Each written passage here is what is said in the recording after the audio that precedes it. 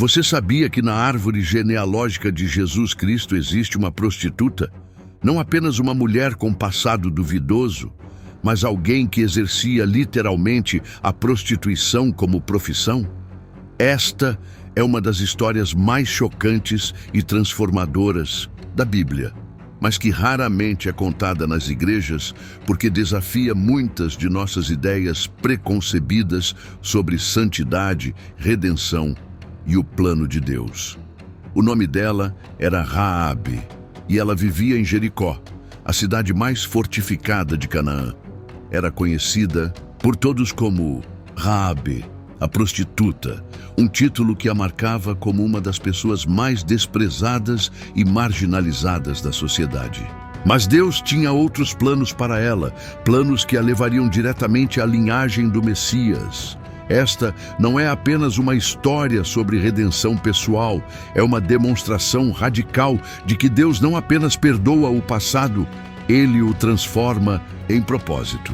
É a prova de que não importa quão longe você tenha caído, quão suja seja sua reputação, ou quão impossível pareça sua situação, Deus pode escrever sua história de uma forma que deixará o mundo inteiro perplexo. Prepare-se para descobrir como uma prostituta cananita se tornou heroína da fé, como seu ato de coragem salvou 2 espias israelitas e mudou o curso da história, e como Deus usou alguém que a sociedade rejeitava para formar a linhagem do Salvador do mundo. Esta história vai quebrar seus preconceitos e revolucionar sua compreensão sobre a graça de Deus. Se você já se sentiu rejeitado, marcado pelo passado ou indigno do amor divino, essa mensagem é especialmente para você. Continue assistindo até o final para descobrir como Deus pode transformar qualquer história em um testemunho de sua glória. E deixe seu like para que mais pessoas conheçam esta verdade transformadora. Jericó era uma cidade que respirava contradições. Por fora, suas muralhas duplas de mais de 8 metros de altura proclamavam força, segurança e prosperidade. Por dentro, nas ruas estreitas e becos escuros, existia um submundo de pecado, corrupção e desespero que as pedras maciças não conseguiam esconder. E foi neste ambiente que nasceu e cresceu uma menina que se tornaria uma das mulheres mais importantes da história da humanidade. Raabe não escolheu ser prostituta por glamour ou independência. Na sociedade cananita da época, mulheres tinham poucas opções de sobrevivência, especialmente aquelas que não tinham proteção familiar. Órfãs, viúvas sem filhos, ou mulheres rejeitadas por suas famílias, frequentemente enfrentavam apenas 2 alternativas: mendigar nas ruas ou vender seus corpos. Raabe escolheu a segunda, não por vício ou rebeldia, mas por necessidade pura e desesperada. Sua casa estava literalmente construída na muralha da cidade. Não era coincidência. Era uma localização estratégica para seu negócio. Viajantes que chegavam tarde, comerciantes que queriam discrição, soldados em folga, todos sabiam onde encontrar Raabe. Sua residência tinha uma peculiaridade arquitetônica que mais tarde se provaria providencial. Uma janela que dava para o lado externo da muralha, com acesso direto aos campos ao redor de Jericó. Imagine a vida desta mulher. Cada manhã acordava sabendo que seria vista por todos como impura, indigna, descartável. Nas ruas, mães afastavam seus filhos quando ela passava. Homens respeitáveis a procuravam na escuridão, mas a desprezavam na luz do dia. Mulheres decentes sussurravam seu nome como sinônimo de vergonha. Ela era útil para satisfazer desejos secretos, mas nunca seria aceita, amada ou respeitada. Mas havia algo diferente em Raabe que a distinguia de outras prostitutas da época. Ela possuía uma inteligência aguçada e um instinto de sobrevivência que a faziam observar cuidadosamente tudo o que acontecia ao seu redor. Através de seus clientes, comerciantes, soldados, viajantes, ela coletava informações sobre eventos políticos e militares da região. Essa rede informal de inteligência a transformara numa das pessoas mais bem informadas de Jericó. E foi através dessas informações que Raabe começou a ouvir histórias extraordinárias sobre um povo chamado Israel. Relatos sobre um Deus que havia dividido o Mar Vermelho, destruído exércitos inteiros e liderado 2 milhões de pessoas através do deserto por 40 anos. Histórias sobre cidades conquistadas não pela força militar, mas por intervenções sobrenaturais. Inicialmente, Raabe tratou esses relatos como exageros típicos de viajantes que gostam de impressionar com histórias fantásticas. Mas conforme os relatos se multiplicavam e se tornavam mais específicos, ela começou a perceber que estava ouvindo sobre algo genuinamente sobrenatural. Diferente dos deuses cananitas, divindades caprichosas que exigiam sacrifícios horríveis, incluindo crianças queimadas vivas, o Deus de Israel parecia ter propósito moral e poder ilimitado. O medo começou a tomar conta de Jericó conforme os israelitas se aproximavam. Soldados experientes falavam em tons sussurrados sobre as conquistas impossíveis deste povo nômade. Reis da região enviavam mensageiros desesperados tentando formar alianças militares. Mas Raabe percebia que não era apenas medo militar, era terror metafísico. As pessoas estavam confrontando a possibilidade de que existisse um Deus verdadeiro e que seus ídolos eram impotentes diante dele. A transformação interior de Raabe começou neste período de incerteza e medo crescente. Sozinha em seu quarto, olhando pela janela para os campos onde logo apareceria o exército israelita, ela começou a questionar não apenas a força militar de seu povo, mas toda a sua cosmovisão. Se o Deus de Israel era real e todo-poderoso, o que isso significava para ela, para sua vida de pecado, para seu futuro? Diferente de seus vizinhos que respondiam ao medo com raiva e preparativos militares, Raabe respondeu com algo muito mais raro: fé nascente. Ela começou a acreditar que o Deus de Israel não era apenas mais poderoso que os deuses cananitas, ele era o único Deus verdadeiro. E se isso fosse verdade, talvez houvesse esperança mesmo para alguém como ela. Esta fé embrionária não nasceu de revelação mística ou experiência religiosa dramática. Nasceu da observação cuidadosa dos fatos, da análise lógica das evidências e de uma intuição espiritual que a fazia perceber a verdade quando a ouvia. Raabe estava se preparando para uma das decisões mais corajosas da história antiga, embora ainda não soubesse disso. Enquanto isso, do outro lado do Jordão, Josué estava planejando a conquista de Jericó. Ele sabia que esta cidade-fortaleza era a chave para toda a campanha militar em Canaã. Se Jericó caísse, o terror se espalharia por toda a região. Se resistisse, outras cidades ganhariam coragem para lutar. Por isso, ele tomou uma decisão que mudaria não apenas a estratégia militar, mas o destino eterno de uma prostituta. Enviou 2 espias para reconhecer a cidade. Estes espias não sabiam que estavam prestes a encontrar uma mulher cuja fé os surpreenderia, cuja coragem os salvaria e cuja redenção se tornaria um dos testemunhos mais poderosos da graça divina já registrados na história. Eles pensavam estar fazendo apenas uma missão de reconhecimento militar. Na verdade, estavam prestes a participar de um milagre de transformação que ecoaria até a manjedoura de Belém. A chegada dos 2 espias israelitas em Jericó não passou despercebida. Numa cidade em estado de alerta máximo, estrangeiros eram imediatamente notados, especialmente quando tinham a aparência e o sotaque característicos dos hebreus. Eles tentaram se disfarçar como comerciantes comuns, mas seus movimentos cautelosos, olhares investigativos e perguntas específicas sobre as defesas da cidade despertaram suspeitas rapidamente. O que eles não esperavam era onde sua missão os levaria. Seguindo informações sobre um local onde poderiam observar as muralhas sem chamar atenção, foram direcionados à casa de Raabe. Não sabiam que estavam sendo guiados pela própria mão de Deus para um encontro que mudaria não apenas suas vidas, mas o curso da história da redenção.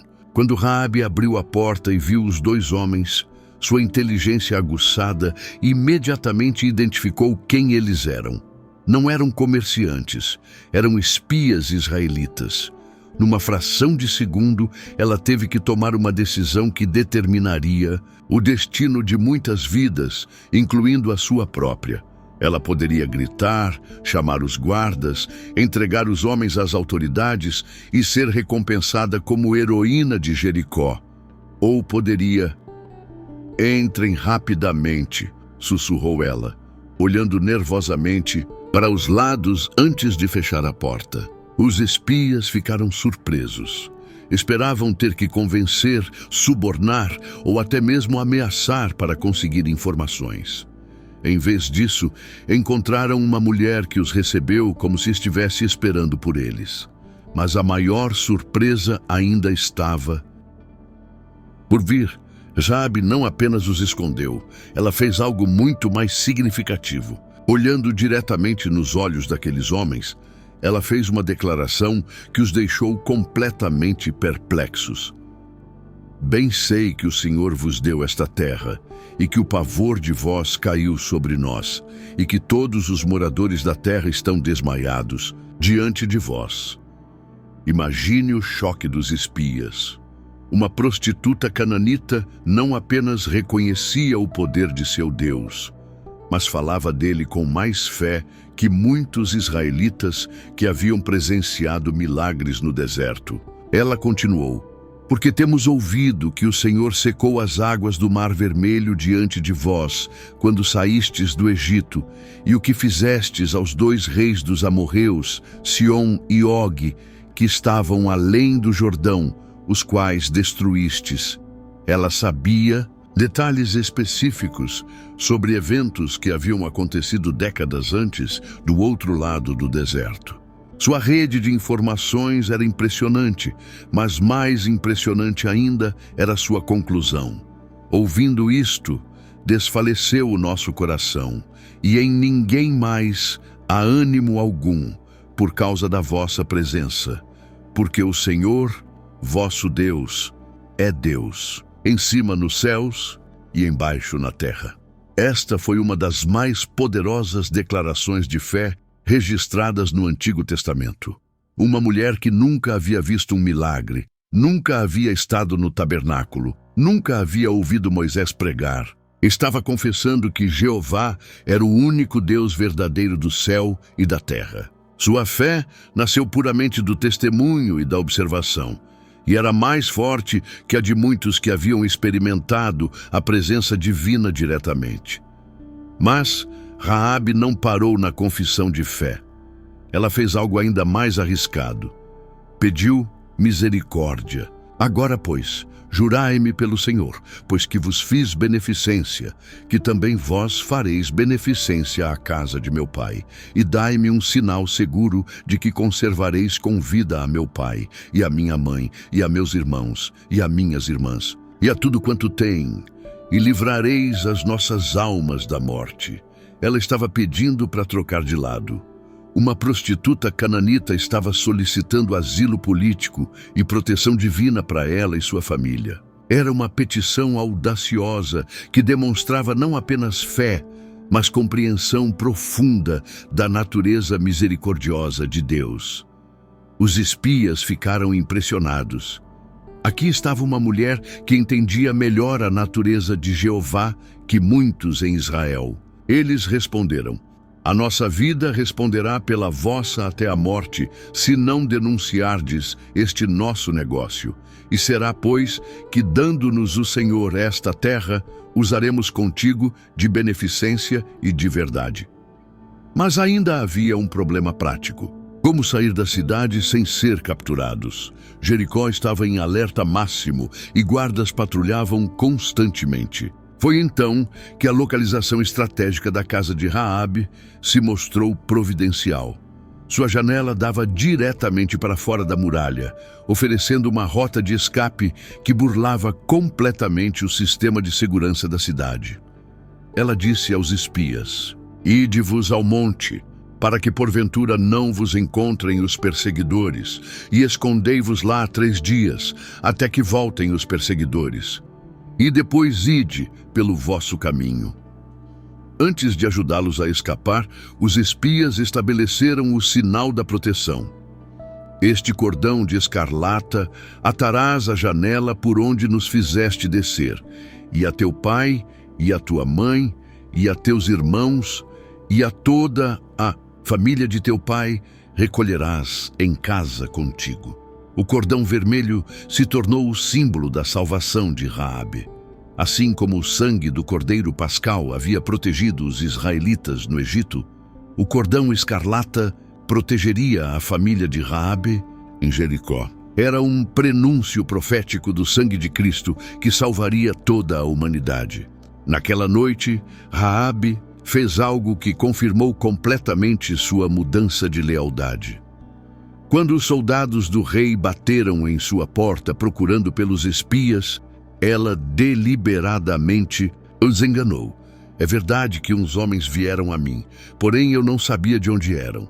E aconteceu que, fechando-se a porta à noite, aqueles homens saíram. Não sei para onde se foram, ide apressadamente após eles, porque os alcançareis." Era uma mentira corajosa que salvou a vida dos espias e selou o destino de Raabe. Ela havia queimado suas pontes com Jericó e apostado tudo na misericórdia do Deus de Israel. Não havia mais volta. Enquanto os soldados saíam correndo atrás dos espias na direção errada, Raabe subia ao terraço, onde havia escondido os homens sob canas de linho. Seu coração batia acelerado, mas sua decisão estava tomada. Ela havia escolhido o Deus vivo em lugar dos ídolos mortos, a fé em lugar do medo, a esperança em lugar do desespero. 7 dias depois do escape dos espias, Jericó acordou para um espetáculo que ninguém esperava. Do alto das muralhas, os vigias viram algo que os deixou perplexos. O exército israelita não estava se posicionando para um cerco tradicional. Em vez disso, estava se organizando em uma formação estranha, uma procissão religiosa que incluía sacerdotes carregando uma arca dourada e tocando trombetas. Raabe observava tudo de sua janela, o cordão vermelho já amarrado ao parapeito. Seu coração batia acelerado enquanto via aquela demonstração de fé em movimento. Ela havia apostado tudo na promessa daqueles 2 espias, e agora o momento da verdade estava chegando. Ao seu redor, vizinhos riam e zombavam da estratégia militar israelita. "Olhem só!" gritava um soldado do alto da muralha. "Eles acham que vão derrubar nossas pedras com música." A risada ecoava pelas ruas de Jericó, mas Raabe não ria. Ela sabia que estava presenciando algo sobrenatural, não uma tática militar convencional. Durante 6 dias, a mesma cena se repetiu. Os israelitas marchavam ao redor da cidade uma vez por dia, em silêncio, apenas com o som das trombetas ecoando contra as pedras maciças. A cada dia que passava, a zombaria dos habitantes de Jericó diminuía e era substituída por uma inquietação crescente. Havia algo profundamente perturbador naquela demonstração de disciplina e fé. Para Raabe, cada dia era uma confirmação maior de que havia tomado a decisão certa. Enquanto seus vizinhos viam apenas um ritual estranho, ela reconhecia uma demonstração do poder divino. O Deus que havia dividido o Mar Vermelho e derrubado reis poderosos estava executando seu plano para Jericó. E ela seria protegida no meio do julgamento. Mas Raabe enfrentava um desafio pessoal imenso. Sua família, pai, mãe, irmãos e irmãs tinham que estar todos reunidos em sua casa no momento da conquista. Convencer uma família inteira a confiar na palavra de uma prostituta sobre 2 estrangeiros não foi fácil. Imagine as conversas tensas, as discussões, a incredulidade. Raabe, você enlouqueceu completamente, deve ter gritado um de seus irmãos. Vai abandonar nossa cidade, nosso povo, nossa cultura, por causa de 2 espias que nem sabemos se eram verdadeiros? Mas Raabe tinha algo que sua família não tinha: fé nascida da revelação. Ela não apenas acreditava intelectualmente que o Deus de Israel era poderoso. Ela havia experimentado sua presença quando protegeu os espias. Havia uma certeza em seu coração que transcendia argumentos lógicos. Gradualmente, talvez mais pelo medo crescente que tomava conta de Jericó do que por convicção própria, sua família concordou em se reunir em sua casa no 7º dia.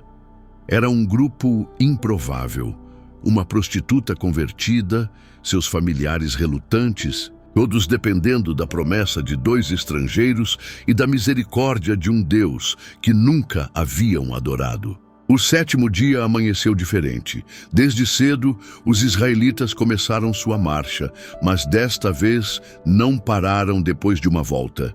Continuaram marchando, 2 vezes, 3 vezes, 4 vezes. A cada volta, a tensão em Jericó aumentava. Algo estava diferente e todos podiam sentir. Na 6ª volta, um silêncio sobrenatural tomou conta da cidade. Mesmo as crianças pararam de brincar. Cachorros se esconderam, pássaros cessaram de cantar. Era como se toda a criação estivesse segurando a respiração, esperando o que estava por vir. Na 7ª volta, os israelitas pararam. Josué ergueu sua voz e todo o exército gritou em uníssono. Um grito que ecoou contra as montanhas e reverberou através dos vales. E então aconteceu o impossível. As muralhas de Jericó, que haviam resistido a séculos de terremotos, tempestades e ataques militares, começaram a tremer. Não foi um tremor gradual, foi um colapso instantâneo e total. Pedras maciças que pesavam toneladas caíram como se fossem feitas de areia. O som foi ensurdecedor, como se a própria terra estivesse sendo rachada ao meio. Mas no meio da destruição total, um milagre ainda maior aconteceu. A seção da muralha onde ficava a casa de Raabe permaneceu de pé. Enquanto metros e metros de pedra maciça desabavam em ambos os lados, aquela pequena porção da muralha resistiu como se fosse protegida por uma força invisível.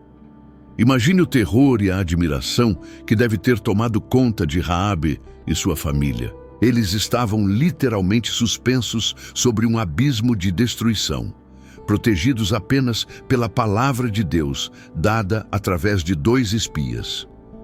Era uma demonstração visual poderosa de que Deus pode proteger aqueles que nele confiam, mesmo no meio do seu julgamento. Quando a poeira baixou e o barulho cessou, os soldados israelitas invadiram a cidade pelas brechas abertas nas muralhas caídas.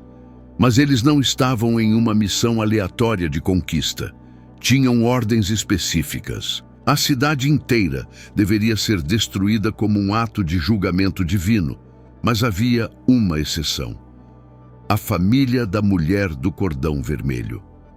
Os 2 espias que Raabe havia salvado correram diretamente para sua casa. Eles não esqueceram sua promessa, não ignoraram sua dívida de gratidão. Encontraram Raabe e toda a sua família aterrorizados, mas vivos, ainda protegidos pelo sinal vermelho que continuava pendurado na janela. "Venham conosco", disseram os espias. "Vocês estão seguros agora." E assim, no meio da destruição total de Jericó, Raabe e sua família foram escoltados para fora da cidade condenada e levados para o acampamento israelita. A prostituta, que havia arriscado tudo por 2 estrangeiros e seu Deus, se tornou a única sobrevivente adulta de uma das cidades mais poderosas de Canaã. Mas sua jornada de transformação estava apenas começando. Ela havia sido salva da destruição física, mas Deus tinha planos muito maiores para ela. Planos que a levariam diretamente ao coração da nação escolhida e, eventualmente, à linhagem do Messias. A vida no acampamento israelita foi um choque cultural completo para Raabe e sua família. Imagine uma prostituta cananita, acostumada aos rituais pagãos, à libertinagem sexual e aos sacrifícios humanos de sua cultura, sendo inserida no meio de um povo que seguia leis morais rigorosas, adorava um Deus invisível e praticava uma pureza cerimonial meticulosa. Inicialmente, Raabe e sua família foram instalados fora do arraial de Israel, como registra a Bíblia. Não era rejeição, era procedimento padrão para convertidos gentios que precisavam passar por um período de purificação e instrução antes de serem completamente integrados à comunidade. Mas para Raabe, que havia arriscado tudo por este povo, essa separação inicial deve ter sido emocionalmente difícil. Durante este período de transição, algo extraordinário começou a acontecer. Raabe não apenas aprendeu sobre as leis e costumes israelitas, ela abraçou com paixão a fé que havia apenas começado a conhecer. Mulheres israelitas que inicialmente a viam com suspeita começaram a testemunhar uma transformação genuína. Aquela ex-prostituta demonstrava uma sede espiritual e uma devoção a Jeová que envergonhava muitos que haviam nascido na fé. Ela aprendeu sobre o Deus da aliança, sobre sua fidelidade a Abraão, Isaque e Jacó. Descobriu as histórias do Êxodo, dos milagres no deserto, da lei dada no Sinai. Cada revelação sobre o caráter divino confirmava sua decisão inicial de abandonar os ídolos mortos de Canaã pelo Deus vivo de Israel. Mas o aspecto mais notável de sua integração foi como ela foi aceita pelos líderes israelitas. Josué, que poderia tê-la tratado apenas como uma colaboradora útil, reconheceu algo especial em sua fé. Os sacerdotes, que eram rigorosos guardadores da pureza ritual, viam nela uma genuína conversão. Até mesmo os anciãos, tradicionalmente conservadores, testemunhavam uma transformação que não podiam negar. A Bíblia registra algo surpreendente. Raabe, a prostituta, e a casa de seu pai, e tudo quanto tinha, Josué conservou com vida e habitou no meio de Israel até o dia de hoje. A frase "habitou no meio de Israel" não significa apenas residência física, indica aceitação completa na comunidade da aliança. Foi durante este período de integração que Raabe conheceu um homem que mudaria completamente sua história pessoal. Salmão, um príncipe da tribo de Judá. Este encontro não foi casual. Foi orquestrado pela providência divina com propósitos eternos que nenhum dos dois poderia imaginar. Salmão era descendente direto de Judá, filho de Jacó, e pertencia à linhagem real que eventualmente produziria reis. Era um homem de posição social elevada, reputação impecável e futuro promissor dentro da hierarquia israelita. Por todas as convenções sociais da época, ele jamais deveria se interessar romanticamente por uma ex-prostituta cananita. Mas Salmão viu algo em Raabe que transcendia seu passado. Ele testemunhou sua fé corajosa, sua lealdade inabalável, sua transformação genuína. Mais importante ainda, ele reconheceu que Deus havia usado esta mulher de forma extraordinária e que ela tinha um chamado especial em Israel. O romance entre eles foi escandaloso para muitos. Imagine as conversas sussurradas. Salmão, um príncipe de Judá, casando com aquela ex-prostituta. Famílias respeitáveis ficaram chocadas. Alguns questionaram se tal união não contaminaria a linhagem sagrada de Judá. Mas havia precedente bíblico para tais uniões. Judá mesmo havia se relacionado com Tamar, que ele inicialmente pensou ser prostituta. José havia se casado com Asenate, uma egípcia. Moisés havia se casado com Zípora, uma midianita. Deus havia estabelecido um padrão de incluir gentias na linhagem escolhida quando elas demonstravam fé genuína. O casamento de Salmão e Raabe foi mais que uma união pessoal, foi uma declaração teológica. Demonstrou que o Deus de Israel não faz distinção entre judeu e gentio quando se trata de salvação pela fé. Mostrou que o plano divino incluía todas as nações, não apenas os descendentes físicos de Abraão. Quando Raabe engravidou e deu à luz um filho, o evento foi celebrado como confirmação da aprovação divina sobre a união. O menino foi chamado Boaz, um nome que significa nele a força, e desde cedo demonstrou as melhores qualidades de ambos os pais: a fé corajosa da mãe e a integridade nobre do pai. Boaz cresceu conhecendo a história completa de sua mãe. Não havia segredos ou vergonha sobre o passado dela. Em vez disso, a história de Raabe se tornou um testemunho familiar sobre o poder transformador de Deus.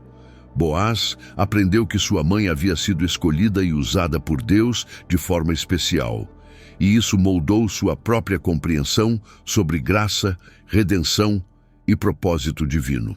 A integração de Raabe em Israel também teve impactos mais amplos na sociedade israelita. Sua história se tornou um testemunho poderoso para outros gentios que desejavam se converter. Ela provou que conversão genuína não apenas era possível, mas poderia resultar em aceitação completa e posição honrada na comunidade da fé. Mulheres israelitas que inicialmente a viam com desconfiança começaram a procurá-la para conselhos espirituais. Ela havia experimentado a graça de Deus de forma tão dramática que sua perspectiva sobre perdão, redenção e nova vida era profundamente inspiradora. Mais significativamente, a presença de Raabe em Israel servia como lembrança constante de que o plano de Deus incluía todas as nações. Em uma época em que Israel poderia facilmente desenvolver mentalidade exclusivista, a história de Raabe mantinha viva a verdade de que Jeová era Deus de toda a humanidade. Conforme os anos passaram, Raabe se tornou uma matriarca respeitada em Israel. Sua casa se tornou lugar de hospitalidade e sabedoria. Jovens casais procuravam seus conselhos sobre matrimônio. Mulheres com passados difíceis encontravam esperança em seu testemunho. Líderes consultavam sua perspectiva sobre questões que envolviam relacionamento entre israelitas e gentios. Mas nem Raabe nem Salmão imaginavam o destino extraordinário que aguardava sua linhagem familiar. Eles estavam simplesmente vivendo vidas fiéis, criando seu filho no temor do Senhor e contribuindo para a comunidade israelita. Não sabiam que estavam participando de um plano cósmico que culminaria no nascimento do Salvador do mundo. Décadas se passaram desde que Raabe havia amarrado aquele cordão vermelho em sua janela, mas o impacto de sua decisão corajosa continuava reverberando através das gerações de forma que ela jamais poderia ter imaginado. O que começou como um ato desesperado de fé de uma prostituta cananita estava se desdobrando em um plano divino que culminaria na redenção de toda a humanidade. Boaz, o filho de Raabe e Salmão, cresceu para se tornar um dos homens mais respeitados de Belém. Ele não apenas herdou a fé corajosa de sua mãe e a integridade de seu pai, mas também desenvolveu uma compreensão profunda sobre graça, redenção e inclusão que moldaria decisões cruciais em sua própria vida. A história de transformação de sua mãe havia plantado em seu coração uma sensibilidade especial para com os marginalizados e necessitados.